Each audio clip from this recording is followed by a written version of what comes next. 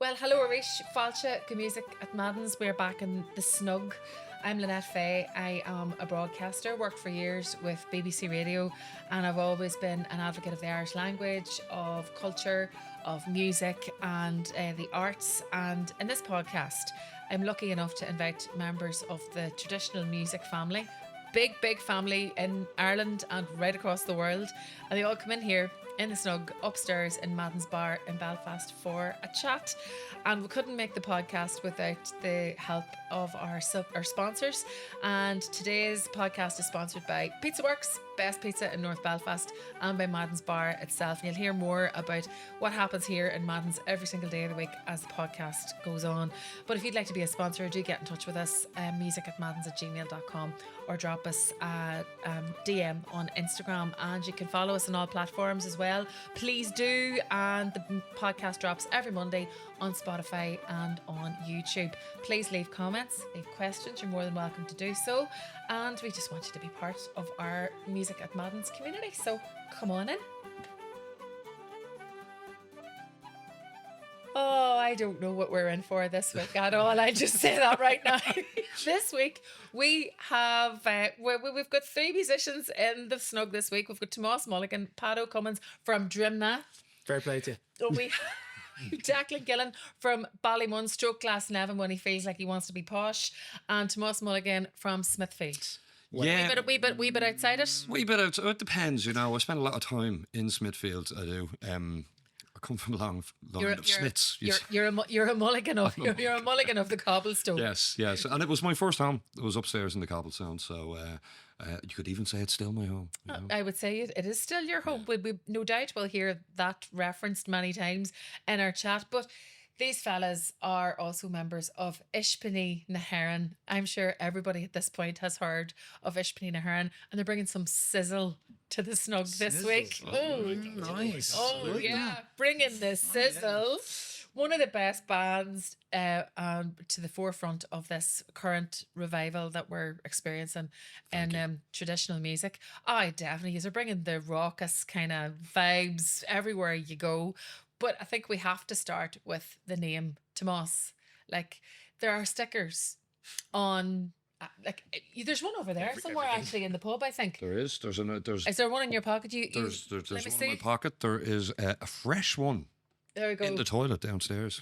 I don't know who put it there. It says, if we can just see here for anybody who's watching, and if you're not watching and you're listening, I can tell you that it says, I was touched by Ispíní na hÉireann. Mm-hmm. Like, your merch is really on point. Thank you. So tell me about the name of the band. It made me laugh. Sausages of Ireland. The Sausages of Ireland, yeah. It came about as come up in the cobblestone. I've seen so many titans of Irish music come through there, and so many different personalities, and a personality trait that I wouldn't be a big fan of would be like the gatekeeper of Irish music, the people that would take themselves way too serious and be like, well, you know, that's not real Irish music, and we won't bring that into the fold. And it's just very much been a philosophy of my dad's to like widen the tent, bring as many people in as possible. It's all of our music. It's your music, even if you haven't engaged with it yet. And the Sausages of Ireland, I suppose, kind of came about as a satirization of those that would take themselves way too seriously. In terms of their aura and everything, like music, take that seriously because that's very much important. However, at the time that I came up with that name, I was very, very bad at music. Okay, so we had to do some work Just with the changed music. really. Sorry, said something in my throat there. 3 minutes in. 3 minutes in. I wasn't going to do it. I No was like, gloves. someone will. It's all right. You're improving all the time, and you know Thanks very I've got much. you under my wing, so it's You have. You Did think I could use some deodorant under Sit over that? there on purpose. We did, yeah, because you knew this was coming, didn't you? Oh my gosh, it seems to be like there's going to be a to and fro here, and I I'm think not Jack, saying nothing. I'm not saying nothing. Good. Keep it that way for the whole podcast. Yeah, we do like to slag each other quite a bit because that's very important. I think it's a form of endearment on a national scale. If you can take a slagging, you can take a friendship.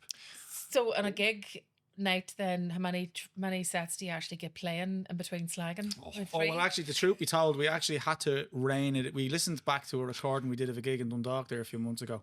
And thanks to everyone in Dundalk who came along and listened to us. That's great. Yeah. Chat Where was absolute that? shite. Machara. Wasn't Oh it? yeah, Yeah, it was Machara. Machara, yeah. downstairs there in Machara, just at the door yes. when you come in. Out in the beer garden. Oh, Yeah, lovely. it was great. Great crack. fun, Great great setup, fun. yeah. It was a great night. And we listened back to the recording and we're like, Jesus, I mean, I know we like to talk shite, but my God. It was just a slagger match with a few tunes either side. Yeah. So I think we've reined it in a little bit since then. I always say to people after joining the Ispíní, it's important to have a thick skin, but you have to have a bulletproof immune system. That's the main thing.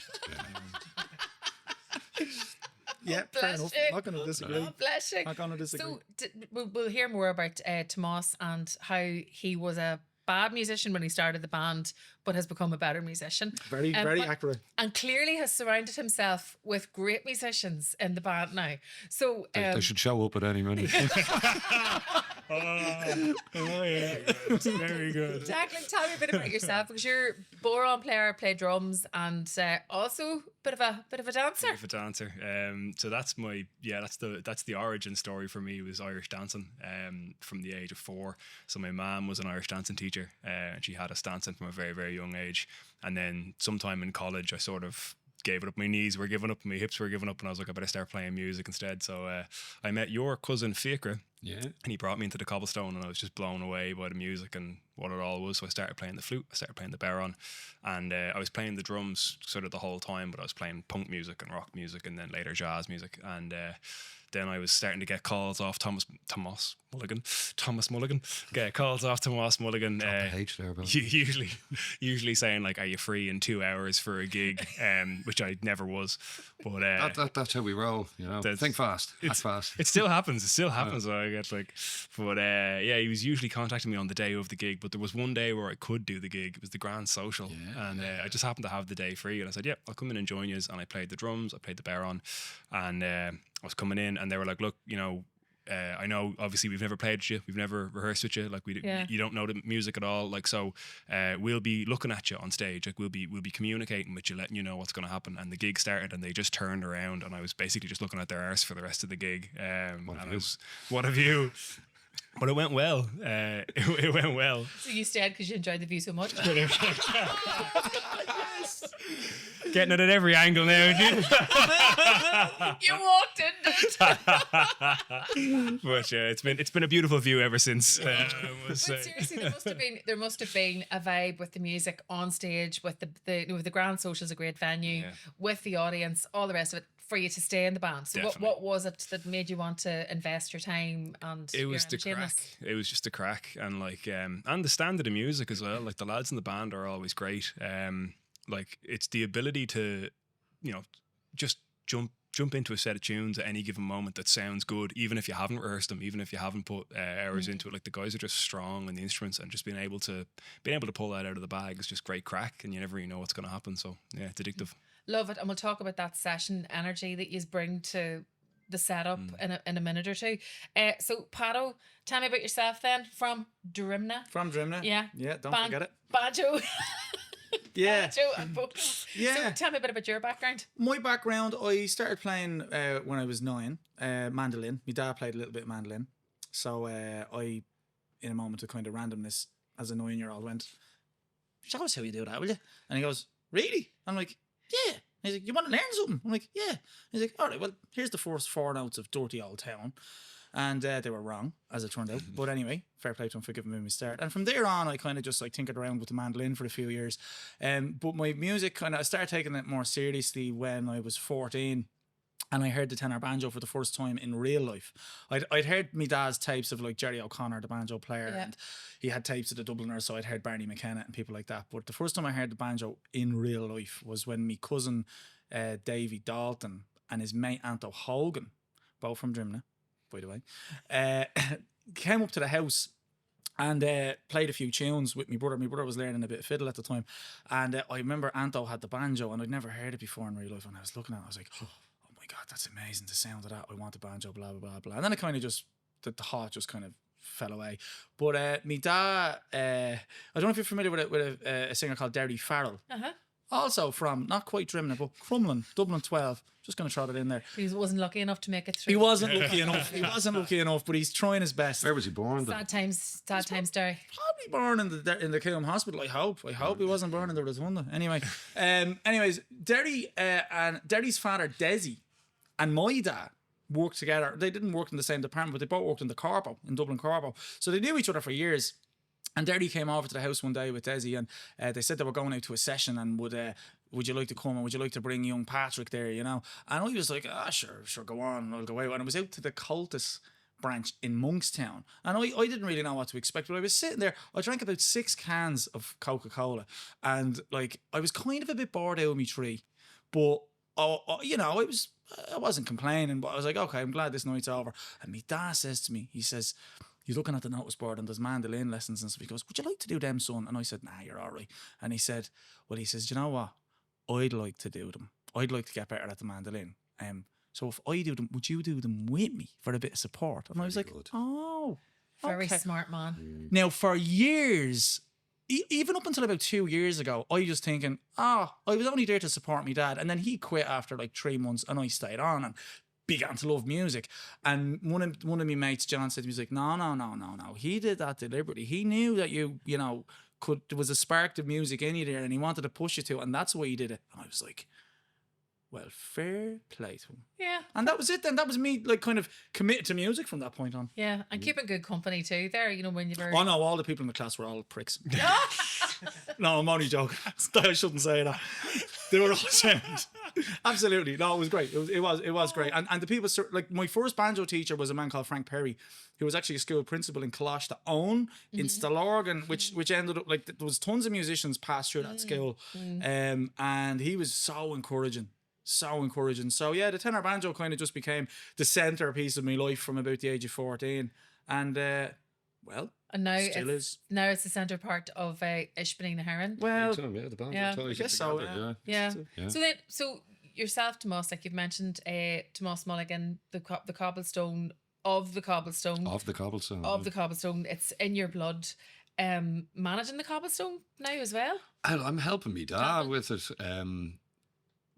Yeah, because we'd really, really love to buy the place, you know, and that would stop I suppose the threat of it being turned into a hotel or whatever the landlord decides to do with it.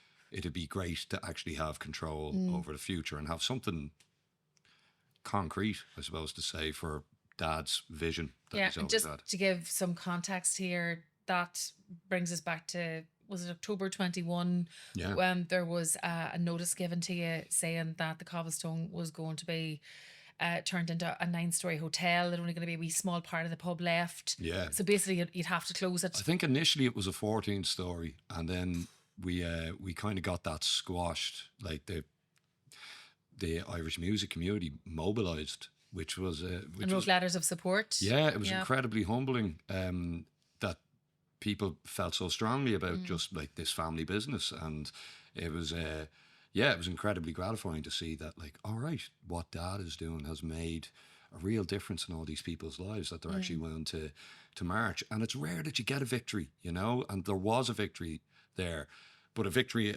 a battle victory rather than the war, because then they just resubmitted the submission and were like, well, it won't be 14 stories. We'll just put in a 9-story hotel.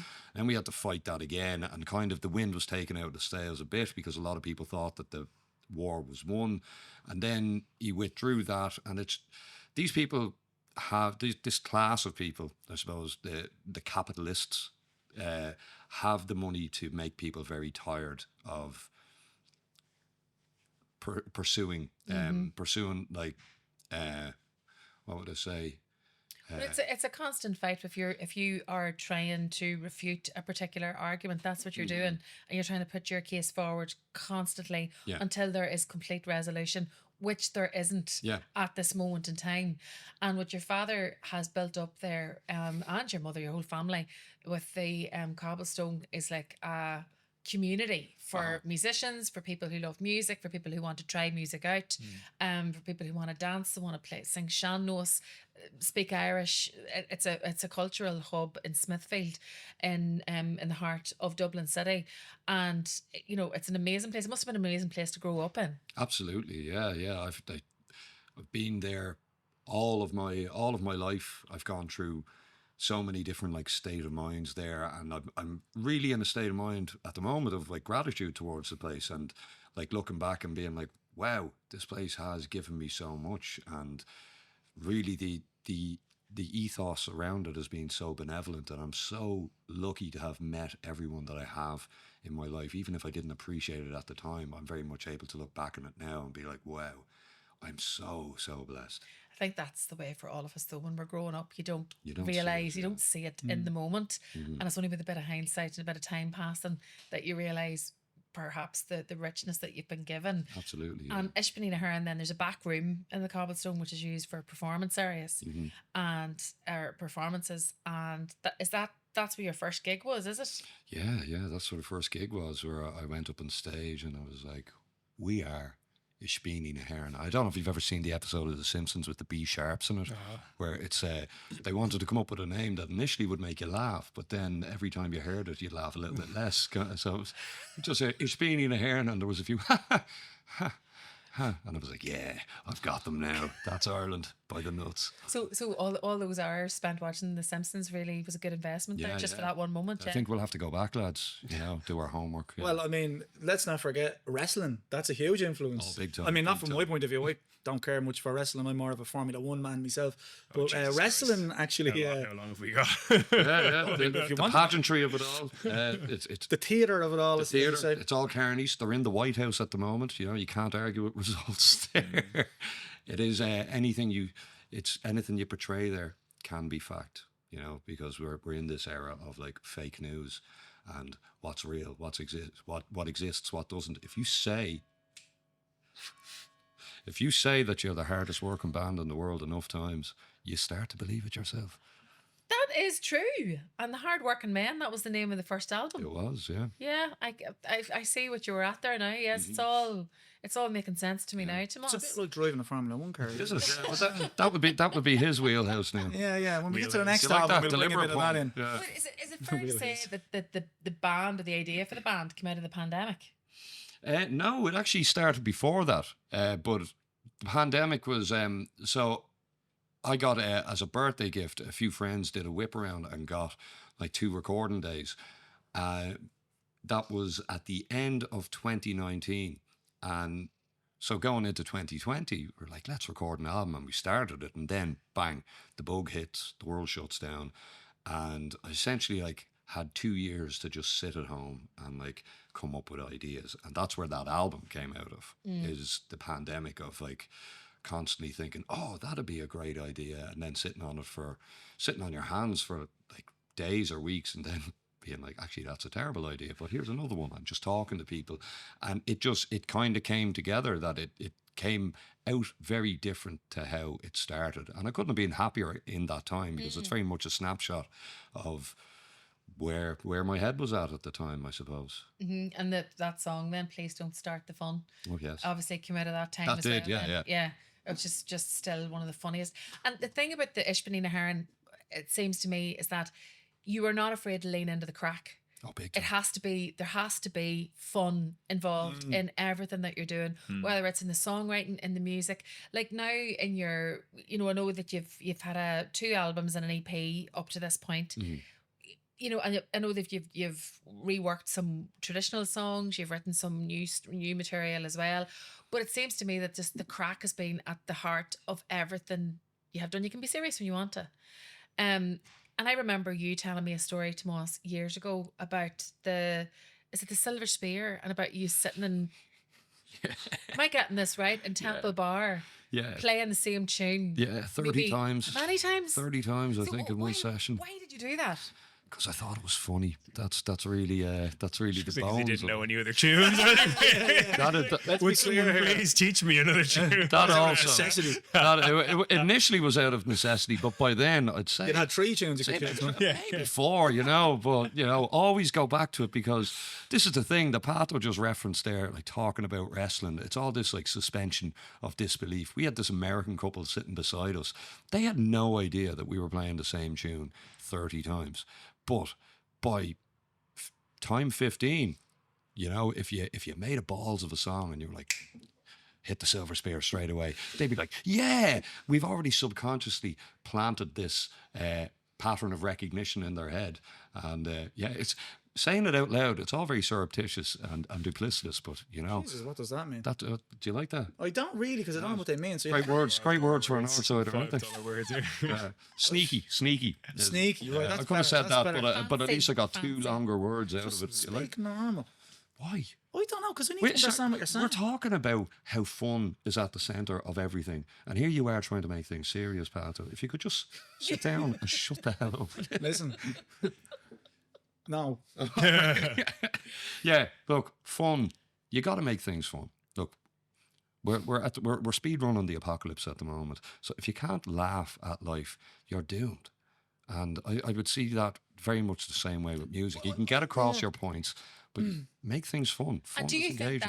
do you think that's why the band is doing really well? You've got a great following, seem to have like a loyal following, playing reasonably big gigs, on festival lineups, that sort of thing, because people are seeking that out. And, I can't believe it either. And craving that fun, like yeah. Yeah, I think as well, like, I don't think it starts.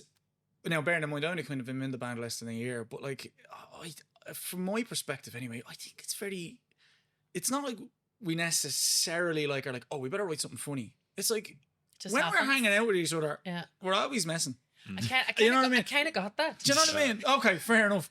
Like, we're always messing. That's just what we're naturally inclined to do. Yeah. Both whenever even the cards running on the way up, like, it's constantly like throwing digs at each other. So I think it's just like naturally out of that, just the way things are, we end up writing material that tends to lean on the funnier or sillier side. But then on the other side of that, we're all sort of aware of current affairs and how world politics goes. And, Tomas likes to remind us all that he was a school teacher and that he was politics and history, whatever. Anyway, he's apparently quite intellectual or something like that. So anyways, That's why he was using big words. You wouldn't think he's it. trying to exclude us all, us lay people, But anyways, so From Jimna.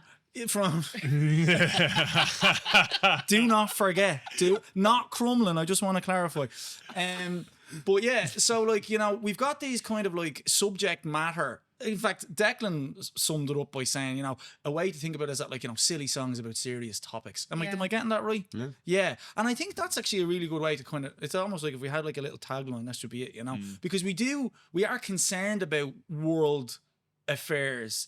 But, as you say yourself, who really cares what the sausages of Ireland think about, Donald Trump?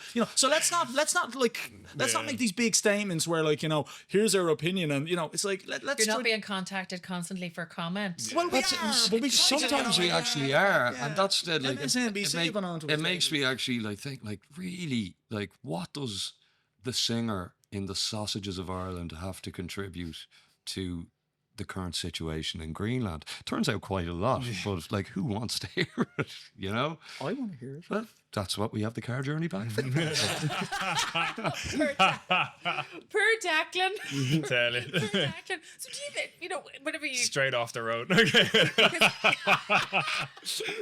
Sorry, lads, you can't take it. You know them right turns on the motorway straight into it. Just No, actually, hold on. Can we bring up What a those side of the road. turns on the motorway in the north? Just to say, it's a dual carriageway. The dual- Just to be dual clear, carriageway. it is a Okay. dual carriageway. All right. Okay. it was the A1 Yeah. between Uri and Belfast. exactly. Those little.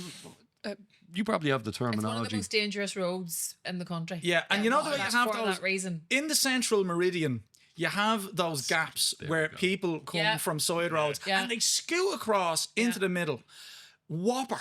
I love it. It's great. It must be such a thrill. I can't wait for the journey back. Oh, right. Okay, the Formula One thing's all making sense now. Okay. Oh, yeah. Was that not what we're talking about? Huh? No, it's definitely And you not. said something like Central Meridian. Yeah. Probably William Shakespeare. What does that mean? Says you fucking Diplodocus or whatever you said earlier on. That's actually a dinosaur. Have you know, a sauropod, yeah. Just so you know, for the journey back to Dublin, now that is not a racetrack. Just so you know, Pato. Well, so take it 10 easy. and 2. Take it easy. I don't know if you're aware that rally driving takes place on public roads, so During the day. anything can be Around the school areas at 2 o'clock. Jeepers will not be condoning that. But come here. So then, do you, as a band though, how important is the session still to you? Oh, Does it, does your music still and the ideas still emanate from like playing music together in that context? yeah. I would say that like that's kind of where like ideas can be born or at least developed there. That if you have something, if there's a tune or a Pato, you wouldn't think to look at him. Great teacher.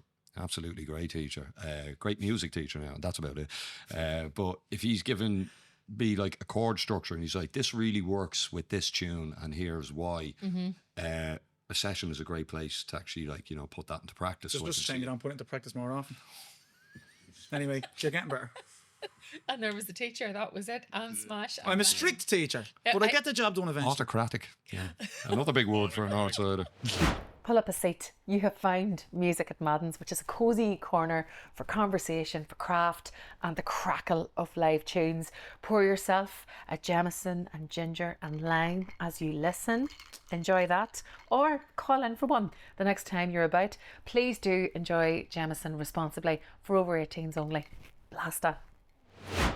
So out of the session then comes an awful lot of what you end up recording. Would that Yeah, be right? yeah. Like Pato and I wrote a fair whack of songs throughout the summer there, and tried a lot of them out. The sessions would have been where they got their days out, and yeah, it's absolutely great for developing things and seeing what works and what doesn't. And also, actually, as well as sessions, I found, just when you mentioned about trying stuff out, certain songs that we've written might only, like in our heads, everything we've written is unreal, you know? But then like you try it out and you start to bounce it off people and you're like, oh, actually, do you know what? Maybe that's not quite running. So you try things out at like an actual gig, like a mic'd up gig on a stage, and you go, yeah, that actually might not be as good a thing. Maybe not for a live show, but it might be great for like an after party at a festival or something, you know? And then you try other things at that after party of a festival, like, you know, some heavier material, and you go, oh, this is actually the place for this. So I think there's a lot of different situations we end up in, whether it's, you know, festival sessions, house parties,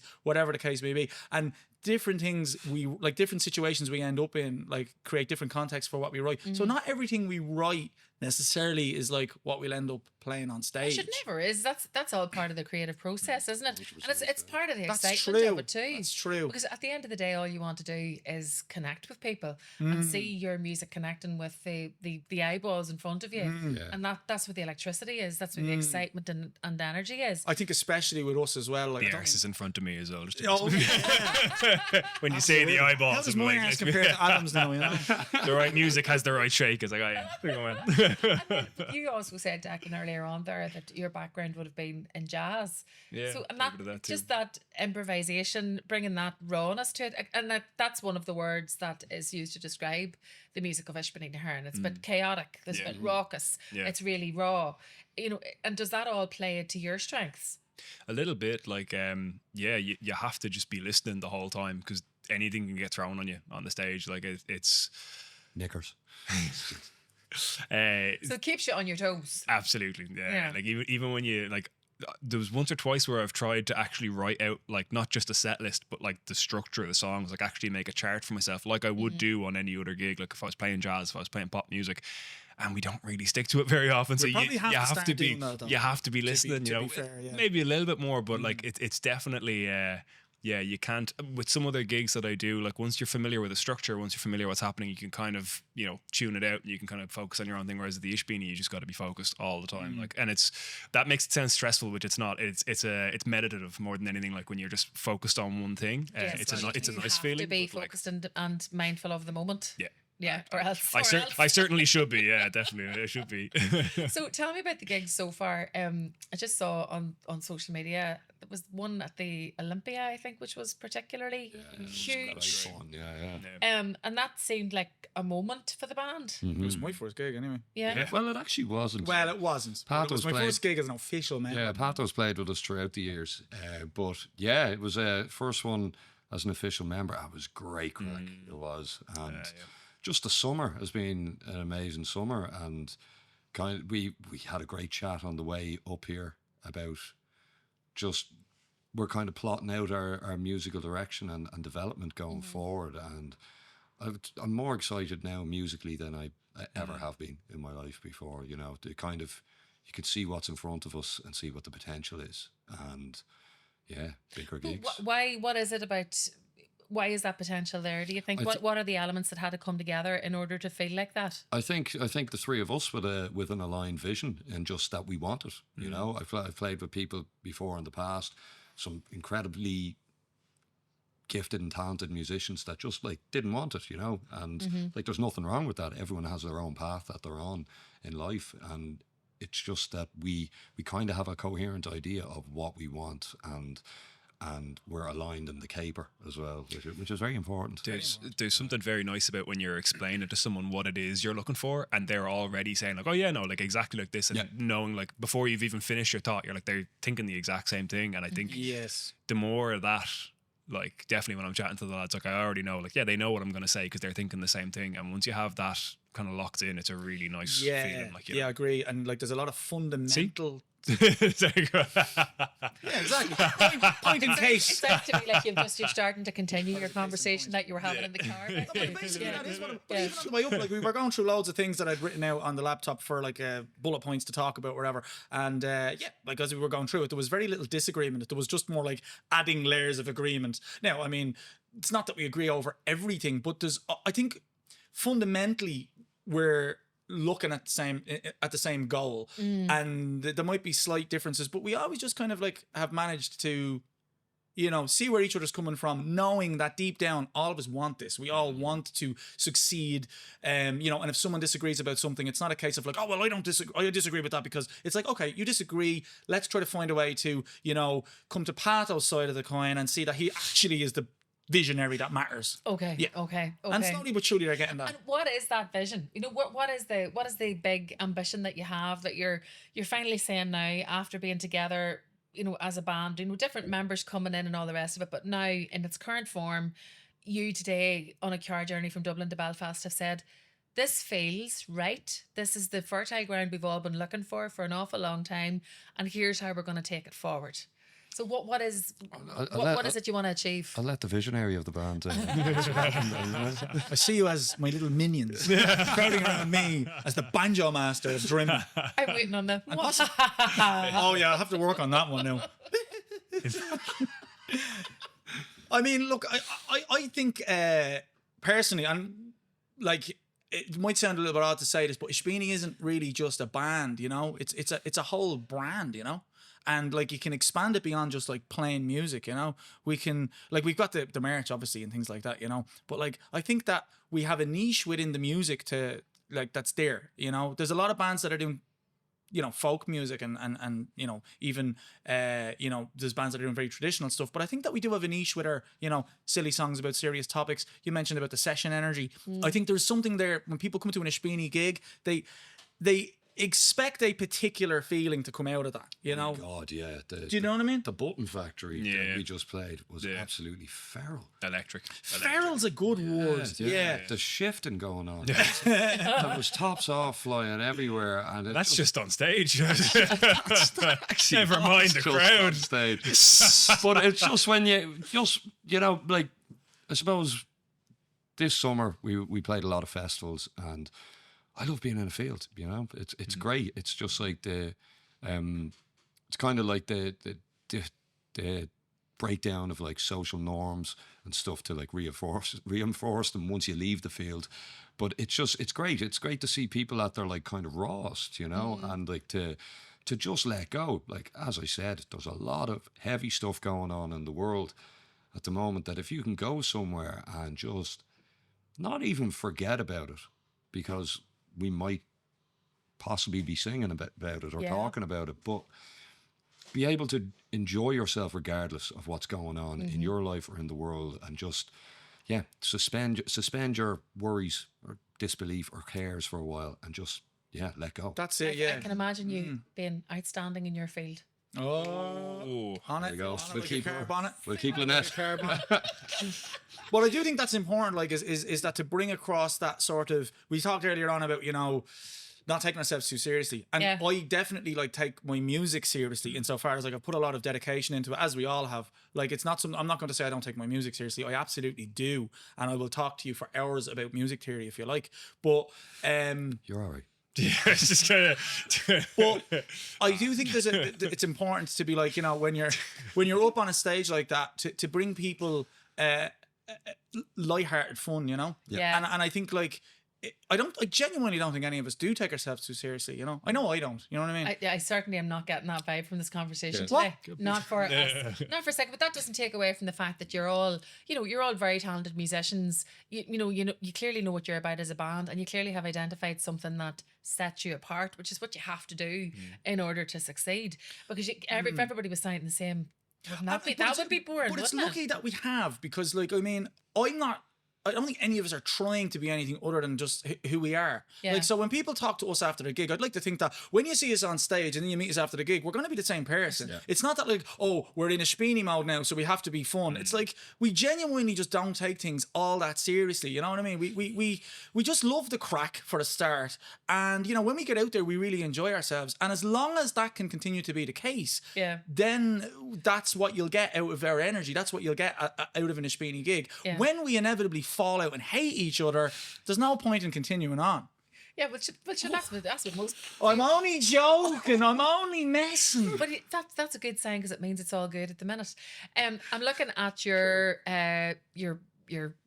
badge here, right, and it says "Talk to Joe." Can we see that? Yeah, you can. So Declan got it for me. I did. Declan got you that. So Did you pull that out of your arse? talk to me about the song "Talk to Joe," and particularly how this has resonated with audiences. Yeah, it's kind of a mad one, because The Joe Duffy, by the way, being Joe Duffy. former presenter of Live Line and RT Radio 1. BMW dealer as well. yeah. You're just getting all the plugs in here, yeah? Right. It's cars. Just. I don't was get- I did a few stints on Live Line as a research journalist, just taking the calls, like literally hearing. I'd have loved to have got you on the end of a phone. That would have been some conversation, I'll tell you. Imagine like, and you know this because you've dealt with people who've decided to ring up the country and tell them what's wrong. It's a wild concept to be ringing up and just. And also, here's a little Easter egg for you. All of the lyrics in it reference calls that I've kind of got, and the identities have been changed to protect the guilty. And Clearly, an NDA was not signed. no, Right, you see, okay. I can't write, Okay. so- or read. But yeah, I'd be getting these calls, and I'd be like, wow, you really want to go on the air thinking that you're the protagonist here and tell the country like what's up, and often you'd be like, no, I can't put them on, they're going to get eaten alive. But then since it's kind of also a national service, there's that conflict between, do you help them out, do you point them into some sort of avenues that can get them the help that they need, or do you put them on the air and exploit them because this is gas? And And I'm sure the editors of the program would not say that any of it is exploitative at all. no. It's about finding that healthy medium. It's the idea of tapping in almost to the conscience and the conscious of a nation. Tapping And into the that's- tapped. Yeah. It is, but that's what that program does and has done for decades, and still continues to do in this new era of it. But the fact that you decided to write this song, and but I'd be fair in saying your fans of Ispíní and hÉireann are about what, 20s, 30s? Yeah. So maybe not the listenership of RT Radio We've 1, about but 20 yet, or 30 fans. Yeah, that's- about 20 or 30 fans. Yeah, we At a push. This is a strange thing, just but yet that song's really connected. with yeah, them. from a personal think that's standpoint fascinating. as well. Like we did a private gig there a couple of days ago, and somebody came up to the stage and was like, "Will you please do Talk to Joe? I really love it, and my dad loves it as well." And it just, to me, it like still, it's such a novelty to hear that like people actually like something that's come out of my head, and also like to see them singing along with it is so still surreal. And I just kind of, I think it's important to just take a moment when you're in the middle of that and you see this reaction coming back, this feedback, to really appreciate it, because like that is, I couldn't have even dreamed of that being why I do this when I started doing it. Yeah. And to see that, to hear people like sing along to your lyrics it's really, really special. Does that kind of reaction then give you confidence as a band to try things out? Certainly, yeah. Give it a go there. Yeah. If somebody comes up with a good idea, sure, what's the worst can happen? Yeah. It'll just be their bad idea rather than mine, you know.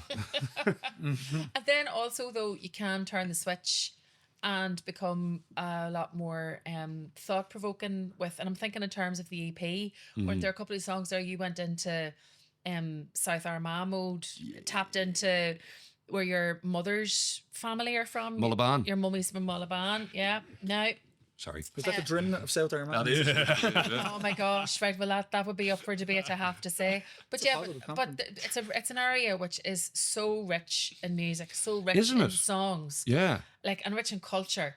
And I think, you know, but then you having the lineage that you do, you know, going back to your granddad, Michael Quinn.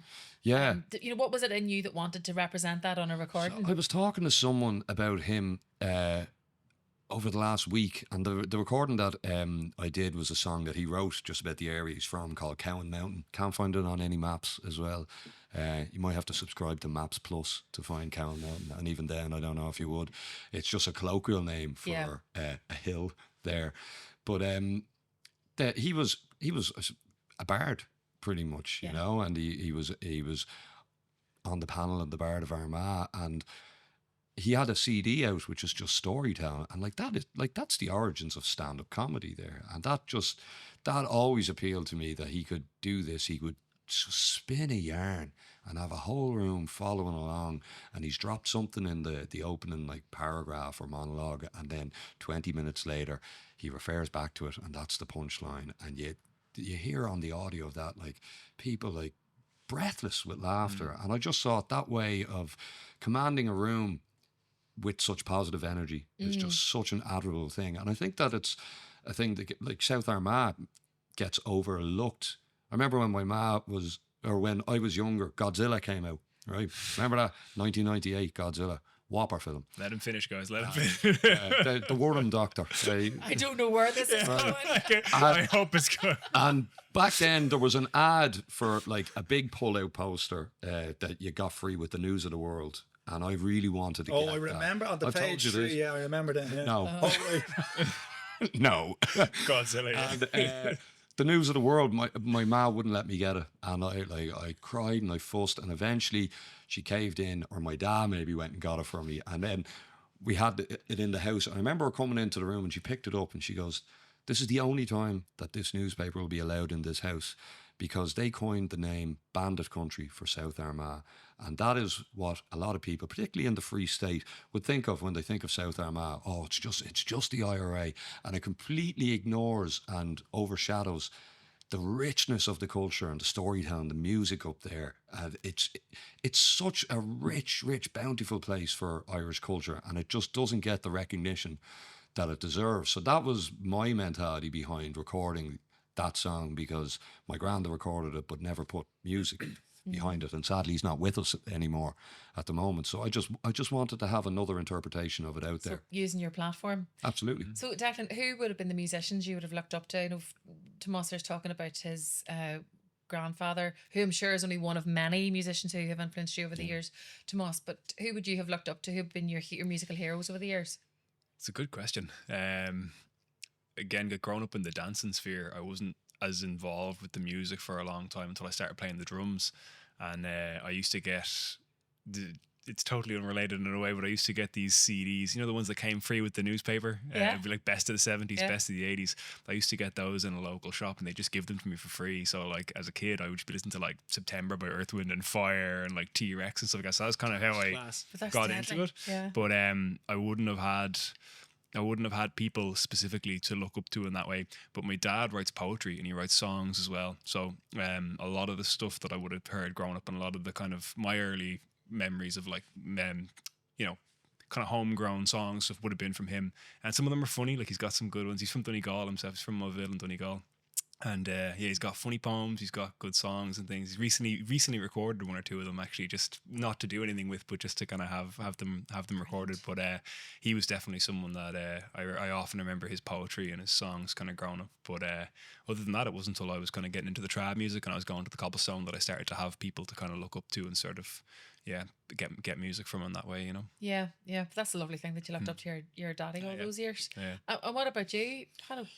Well, my dad does play a little bit of mandolin. He wouldn't be like a professional level musician or anything like that, but like credit to him, he did play the mandolin around the house when I was a young kid. He never played gigs or anything like that. But I was exposed to his eccentric interpretations of traditional tunes and things like that growing up. So I had like tunes like The Man Behind the Bar and The Teetotaler's Reel in my head growing up. He didn't expect any of us to play. Like there's 6 in my family, so he didn't expect any of us to play music. But when I showed an interest kind of randomly, he gave me my start. So it was credit to him for kind of giving me the start. And then Frank Perry, as I mentioned earlier on, would have been my first banjo teacher. But when I started really following music from about, as I say, about 14, I mean, I went full on into it now, you know, like to an extreme level where nothing else mattered, you know. Okay. So I had loads of influences, and not just from the traditional sphere. I'm also into bluegrass music as well. So there was like loads of like, you know, banjo players. Like it would have been Pádraig MacDonagh would have been like a huge influence on my style. Mick O'Connor from London, Ciarán Hanrahan, and Kevin Griffin from Clare. They're kind of banjo influences, and then generally Finbar Dwyer, the accordion player from Cork, was a massive influence on my music. He, listening to his records as a teenager, changed how I not improvised but variated music. You know, like just listening to those records, I transcribed his music and all of that, and then I started getting into bluegrass and swing music as well, and that kind of gave me a foothold in improvisation and things like that. So look, I could go on and bore you to tears, but there's so many the influences. Pattern evolving here of why this is, you know, you're moving in a particular direction as a band then, whenever these have been all your influences all along, and it's all just flowing into you're flowing out of the same kind of cup, really, aren't you? Yeah, well, especially like when Declan, you know, I didn't realise Declan had a interest in jazz at all when I first met him, because I met him initially as a flute player, and then with his brother Owen, who plays banjo. They used to come into the sessions in the cobblestone, and we'd met kind of playing sessions around town. And then I realised he was an Irish dancer, and I knew his sister Mairead, who's a dancer, and she used to do Irish dancing for a show I played at in Dublin town. And then it was like years later that like I realised firstly that he played drums, and that he was playing jazz drumming, and I was like, "What, you're into jazz?" And jazz is kind of a little bit of an outsider kind of genre these days. You know what I mean? It's not easy to find people who are like actually into jazz unless you're in a jazz scene. You don't kind of stumble across them that easily. At least I don't, anyway. Particularly in the traditional music scene. You know what I mean? Particularly in the so I've met a lot of people that are into trad music, and then maybe into bluegrass as well, you know, old time bluegrass. It's not that far removed, but to find people that are like into playing jazz was quite unusual. So I'm not claiming to be a jazz musician at all, but I am interested in it. I have like looked into it for 15 years, and I've skirted around the edges of it and continued to try to fake it till I make it, kind of thing. So we would have a lot of common ground there too. That's class. So then, Tomas, in terms of you, the guitar, singing, who would you have looked up to? No one. No, I'm at the top of the mountain. You're about to be pushed off, pal. You say Stone Cold Steve Austin. In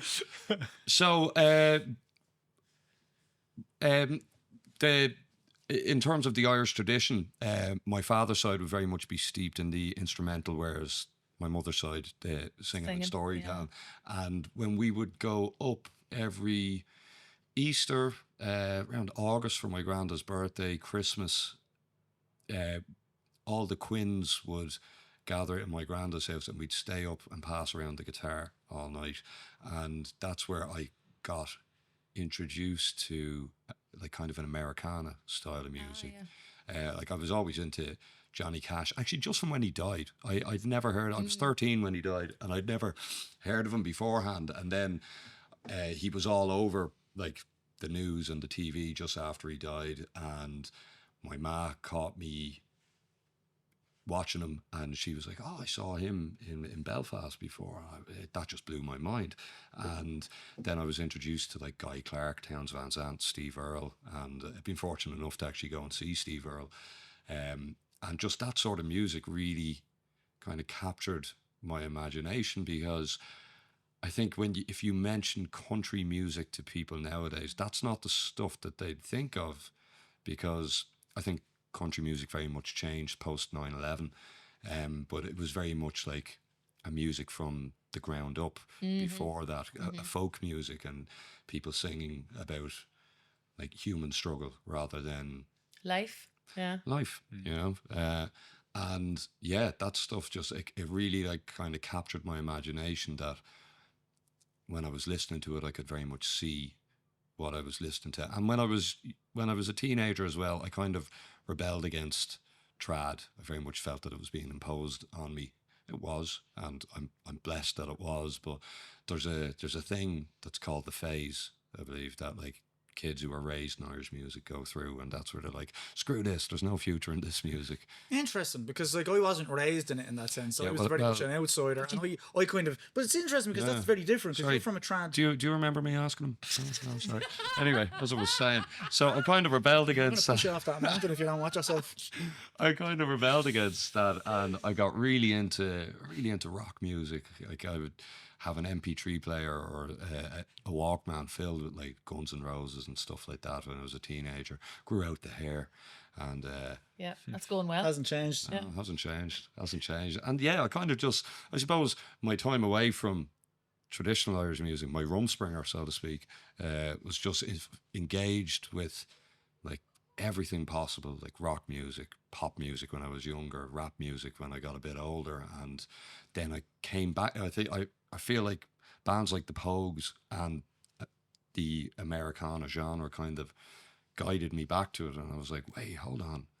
You could identify the roots of it and then realise its value. 100%. Yeah, 100%. And then whenever you said, and I will get back to you about the phase, Pato, because it's an interesting idea that, and it does happen to an awful lot of teenagers if they're brought up in that environment where they rebel against a certain, something that they're encouraged to do. Yeah. Because they think, if my mother and father are telling me to do that, that's exactly what I don't want It's to the do. authority, yeah. It's what I shouldn't be doing, particularly in these years. But is it true that you though put it to your father when he was putting you saying to you, right, you have to go to classes and you're going to learn music, and you said, yeah, well, what about you? Don't see you playing an instrument. I found this very interesting when Paddy was talking there about his experience, that he went to his dad and was like, oh, can I do this? And his dad saw that spark and decided to encourage it in him. Whereas my dad was like, right, you're too old for the tin whistle now. We're going to put you onto the flute. And I could never get the sound out of it, the blowing right, which embouchure is the Embouchure, term. yeah, sure. I could never get the embouchure right. Thank you very much. And I just saw the flute as an absolute dead end. And he's like, well, you need to pick an instrument. And I was like, no, I had already tried the fiddle. I didn't like how scratchy that sounded. And I was like, no, I don't want to do it. What about the guitar? And he's like, no, you need to pick like an instrumental. A real instrument. Yeah, a proper instrument, yeah. And I put it to him, I was like, you don't do anything. You make us do this, but you're just sitting there doing nothing, just listening to it. And he's like, fine. And he took up the flute, called my bluff, and I was like, oh, crap. He's like, what do you want? And I was like, the accordion. And I played the accordion for years, and then decided, no, do you know what? I'm going to make the smart decision and just throw all this behind me and pursue a life of being a dope. And I tried that out for a few years. No, you didn't. You're still doing it. I decided it was for me, so I kept at it, but then adopted music back into my life. And yeah, I think my dad just showed me that consistency is key, and he just persisted at it and made it very easy for me to swallow my pride and come back to it. Yeah. I'm very glad that he did. Yeah, and your Pato, your dad did exactly the same thing, where he recognised you were curious about this. You weren't going to go and learn it of your own volition, and he teased you in a Well, wee it's bit. interesting you say that, because do you know what? In a way, yeah, if you speak specifically about the time when we were in I don't think I would have ended up maybe playing the tenor banjo if he didn't push me to it.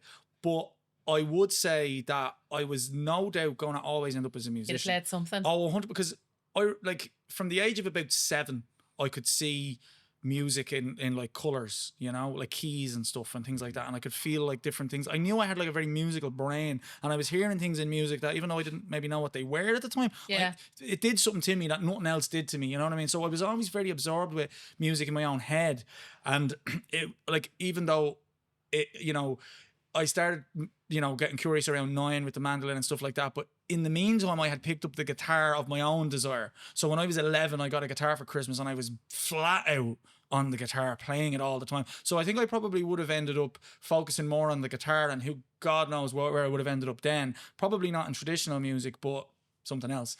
Maybe not even a professional musician, but music was always something But the that... phase was never going to happen to you. Don't see it ever happening now, because I was always interested in it. So even though like I was a little hesitant to go for mandolin classes, when my dad was like, "Oh, would you do it with me?" I was like, "Ah, yeah, but sure, it wouldn't be that bad." Like, you know, I was just kind of thinking, I don't really want to be a mandolin player as such, you know. I was kind of thinking more like, I'd rather invest this time in learning the guitar as opposed to fuck music, you know what I mean? Yeah, I was more thinking like, you know, so no, I never would have went through that rebellious phase with music. Music was exponentially grown on year for me. I was always, and like unlike the rest of my siblings who gave music a go and didn't quite stick with it, you know, I was just always, It's just your thing. yeah, thank God, because I'd have nothing else. I mean, I was never going to become a rally driver. I didn't have the money for that, or probably the talent. Oh yeah, from this conversation, I don't think hope is lost quite yet, Pat. Oh, well, thanks. We'll see you on the way home. So Oh, quick as can. cheers. What? How long did it take you to get here, Declan? I'll beat that time. Half it. I'll have it. No bother. Declan's going to go and get the bus for the train. I think he's definitely not going Make sure you give me the car keys. It's your car I'm driving. Well, come here. You're performing tonight in Madden's at the Sunday Song gig. It's great to have you here. Thanks for coming up and having the chats here on our Music at Madden's podcast. We're so grateful. Thanks for And it's been class crack. And I can't wait to see how this year pans out for you. And if all that ambition really kind of makes something or something happens from it now this year, it'll be great to watch. Pato and Tomas and Declan, thanks a million. You're my gift. Thank you. Year of the sausage. The horse. It is actually, yeah. We're on that buzz. Last year was the year of the snake, and we could tell you some stories. It was a very snaky year. Snaky year. Big time.